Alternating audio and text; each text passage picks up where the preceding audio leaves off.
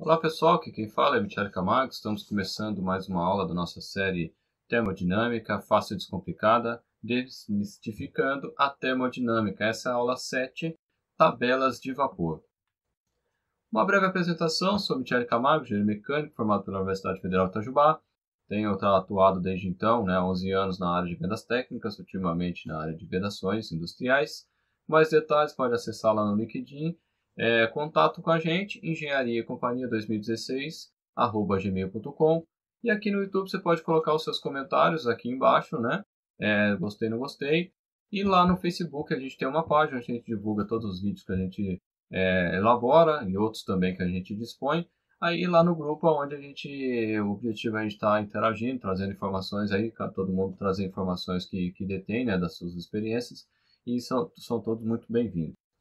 Se você gostar, de novo, se você gostar do vídeo, compartilha. Se você gostar do vídeo, dê um joinha aqui embaixo. E você também pode estar ajudando a contribuir com esse canal, patrocinando. De que forma? Quando você for comprar alguma coisa, você compra na nossa loja aí, magazinevocê.com.br/magazine engenharia e companhia. É atrelado, é garantido pelo Magazine Luiza. Você pode, comprando lá, você vai estar nos ajudando. E desde já, agradecemos aí você que já está comprando aí na nossa loja. E se você não comprou, acessa aí e nos ajuda.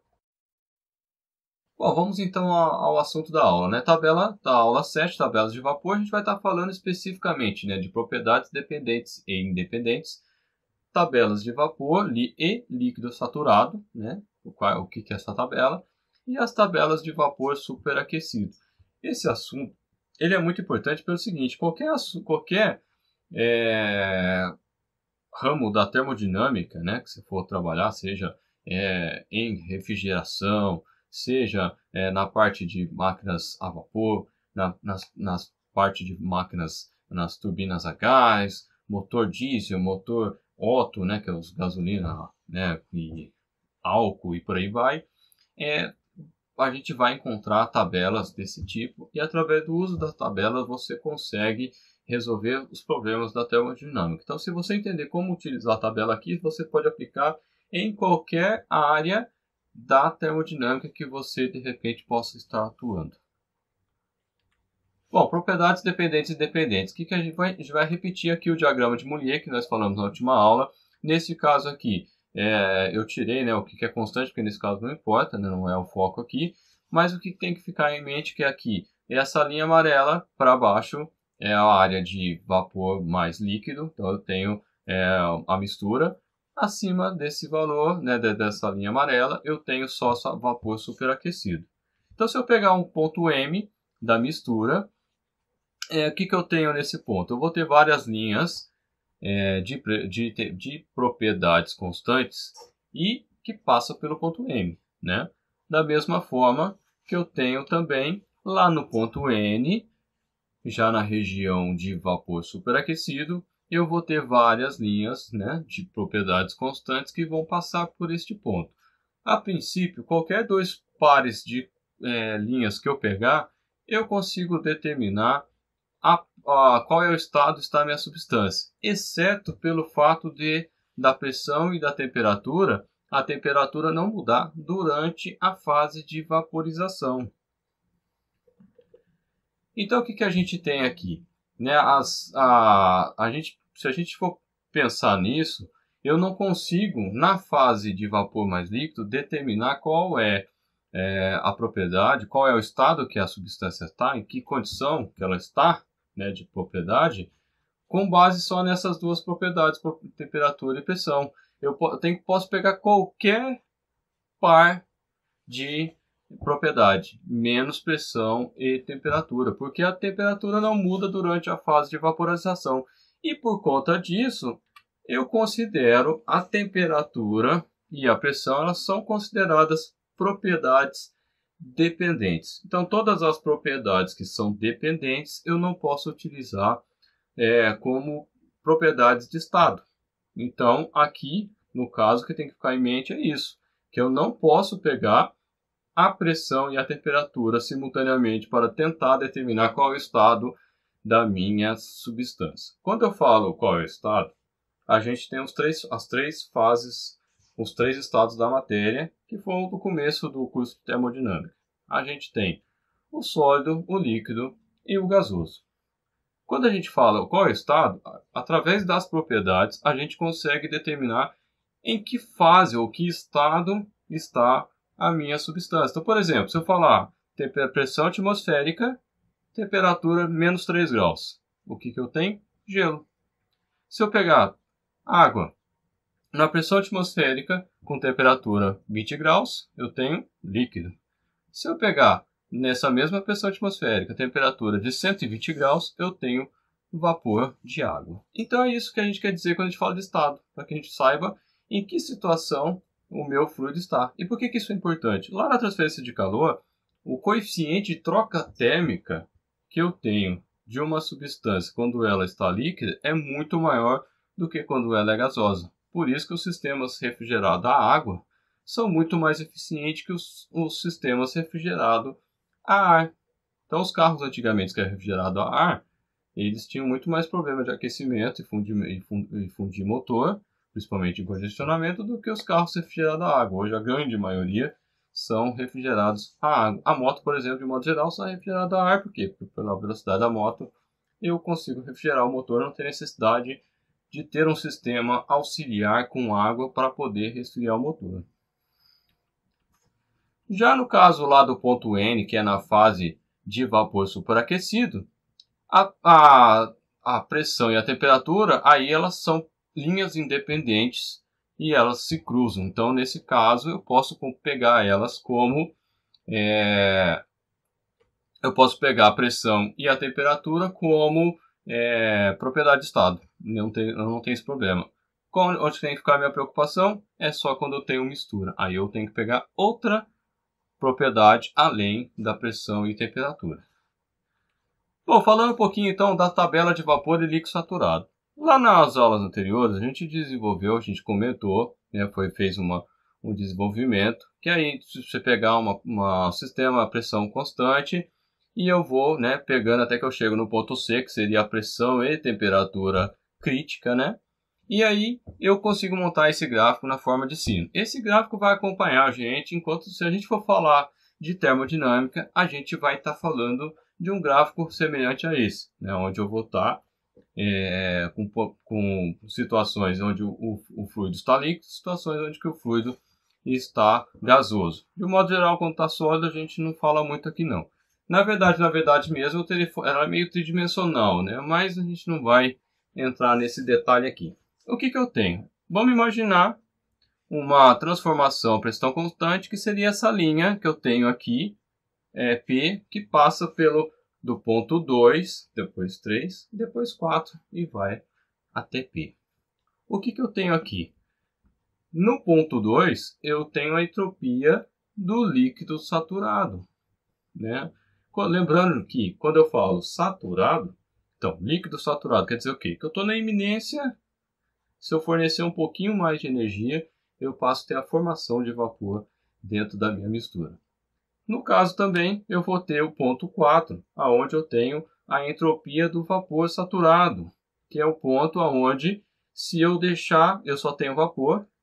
Se eu deixar perder um pouquinho de energia nesse ponto, eu passo a ter a formação, então, de água no meu sistema. A partir dali, eu só tenho vapor. Então, isso quer dizer os saturados. Bom, o que eu tenho? Através desse diagrama temperatura, entropia, eu consigo determinar quais são os valores de entropia na fase líquida saturado e na fase, né, no ponto de vapor saturado, que são os pontos aí 2 e 4. E qual é a variação entre o ponto 2 e o ponto 4? É o ΔS, né, o aumento da entropia, que nada mais corresponde do que o valor de entropia, a alteração do valor de entropia para que eu tenha a vaporização do meu fluido, né? Então ele está líquido, vai virar totalmente gasoso e eu vou ter esse aumento de entropia como propriedade. E como que eu determinaria então no ponto 3, um ponto de mistura, o valor da entropia em 3? Bom, em tese, eu conseguiria, se eu conseguir determinar qual é o ponto no gráfico, eu abaixo e vejo qual que é o valor correspondente na escala do gráfico. Mas e se eu não tiver? Que é justamente o que a gente não tem, a gente não consegue determinar esse ponto com precisão. Então o que eu faço? Eu tenho que a entropia do vapor é a entropia do líquido mais esse ΔS de entropia. Lembrando que a gente falou lá, quando a gente definiu a entropia, que a entropia não tem um valor absoluto. Eu estipulo qual é um valor padrão. Então, nesse caso, o estado padrão é a temperatura de 0 graus na pressão de 1 atm, praticamente pressão atmosférica. E aí, nessa situação, a entropia é zero. E a partir daí eu consigo determinar os outros valores. A mesma coisa a gente fez com a energia interna. Então, com a energia interna foi feito a mesma coisa aí. Bom, a entropia, então, em X vai ser a entropia em L, né, que eu tenho do líquido saturado, mais a variação da entropia entre líquido e vapor, vezes o X. Mas o que é o X? O X é o título. E o que é o título? O título nada mais é do que o coeficiente entre a massa de vapor dividido pela massa total. Então, se eu tenho o título da minha mistura, eu consigo determinar qual é a entropia do ponto da mistura. Com isso, facilita a nossa vida, porque eu tabelo, que é o que a gente vai fazer. A gente coloca na tabela o valor da propriedade de líquido, coloca o valor da propriedade em vapor. Muitas delas também têm o valor do ΔS, né, do delta propriedade. Eu estou falando já genérico, a gente vai generalizar isso aqui. E com o título eu consigo determinar qual é o valor. E a partir dali a gente vai fazendo os cálculos que a gente precisa fazer. Então, por analogia, como eu já vinha falando, eu tenho que o delta, por exemplo, a entalpia, ΔX, o HX vai ser o HL mais o X vezes o ΔH, que é justamente a variação de entalpia entre o ponto que eu tenho um líquido saturado e onde eu tenho o vapor saturado. No caso, o volume específico também, aqui é tudo específico, as tabelas são todas específicas, tudo com base no quilo, né? Se eu tenho um sisteminha, é só multiplicar pela massa do sistema. Se eu tenho um sistemão, eu vou ter uma ação, é só multiplicar pelo tamanho da massa e eu tenho o valor total. No caso aqui, também a energia interna, que isso também é tabelado, vai ser o X igual ao L mais X vezes ΔU. Então, o que eu estou querendo dizer isso? Independente da propriedade, eu pego, a fórmula é a mesma. Você veja que mudou só a letra. Mudou só a letra.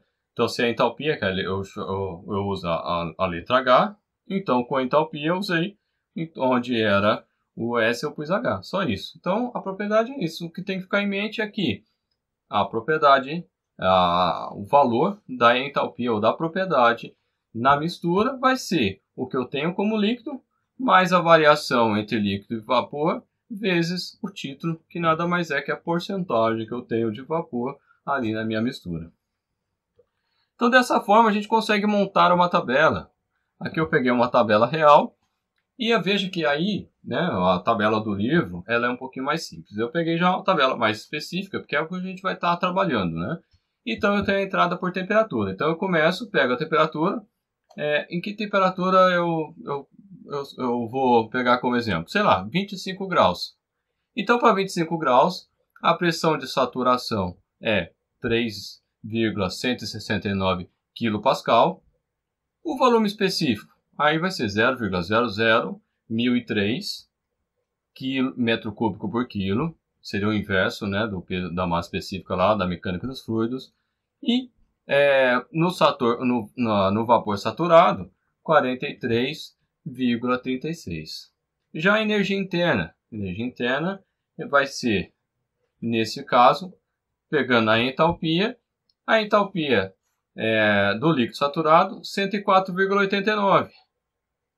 No caso, a entalpia, isso para 25 graus. Né? Para 25. Veja que a pressão e a temperatura estão coladinhas aqui, eu não mudo, né? Elas não mudam. E eu tenho ali o vapor saturado, 2.547,2. E a variação que está no meio, que seria o delta, a entalpia, que é o ΔH, 2.442,3. Da mesma forma, eu posso pegar a entropia aqui e eu tenho a entropia para valor líquido, né, saturado, 0,3684. No caso, a variação é 8.1905, o que? Kilojoule por quilo Kelvin. E a entropia para o vapor, nessa condição, seria 8,5580 kJ por quilo Kelvin. Dependendo da tabela, você pode pegar, pode vir em KGF, né? Pode vir em outra propriedade inglesa. Aqui está em kJ, quilocaloria, por exemplo, que é bastante usado ainda, né? Embora o sistema internacional já faz muitos anos já que o Brasil adotou. Mas até, né, tudo se converter, vai tempo aí. Da mesma forma, eu tenho a entrada por pressão. Então veja que agora a primeira coluna é pressão, e aí eu peguei como exemplo 5 o quê? Kilopascal. Então nesse caso, para essa condição eu vou ter aí a temperatura de saturação 32,88. O que quer dizer essa temperatura de saturação? Que quando eu tenho uma pressão de 5 kPa, quando eu atingir a temperatura de 32,88 graus, eu começo a ter a vaporização. Aí você fala, pode ser assim, se você pegar, por exemplo, uma experiência simples, uma seringa, tirar a agulha, óbvio, né? Colocar um pouquinho de água dentro, tampar a ponta e começar a puxar, você vai criar vácuo. Você vai ver que num determinado momento ela começa a vaporizar. Quanto mais você puxa, uma hora ela começa a vaporizar. Bom, seguindo aqui, neste caso, eu posso montar a mesma tabela para vapor superaquecido. Mas como a gente viu anteriormente, todas as propriedades são independentes. Então, como que fica essa tabela? Ela vai ficar, então, eu tenho uma pressão e tenho várias temperaturas. Tenho outra pressão, várias temperaturas. É o caso aqui. Eu tenho aqui, por exemplo, a pressão de 0,01 megapascal. Nesse caso, a temperatura de saturação aí seria 45,81. Tem um outro caso aí da pressão de 0,05 megapascal. E nesse caso, nessa pressão, eu tenho 81,33 graus, que é a temperatura onde eu já virei todo o vapor, né? E aí eu vou tendo várias temperaturas, né? Várias temperaturas e várias unidades e vários valores, né? De massa específica, de volume específico, de energia interna, de entalpia e de entropia. Qual é a diferença desse caso para o anterior? É que aqui, antes eu tinha pressão e temperatura coladinho, porque elas são dependentes. Aqui, como elas são independentes, eu tenho para cada pressão, eu tenho conjuntos diferentes de valores para as propriedades. É isso que a gente tem de diferente aqui nas duas tabelas. Por isso que a gente falou de propriedades dependentes e propriedades independentes. Bom, pessoal, a gente chegou então ao final dessa aula.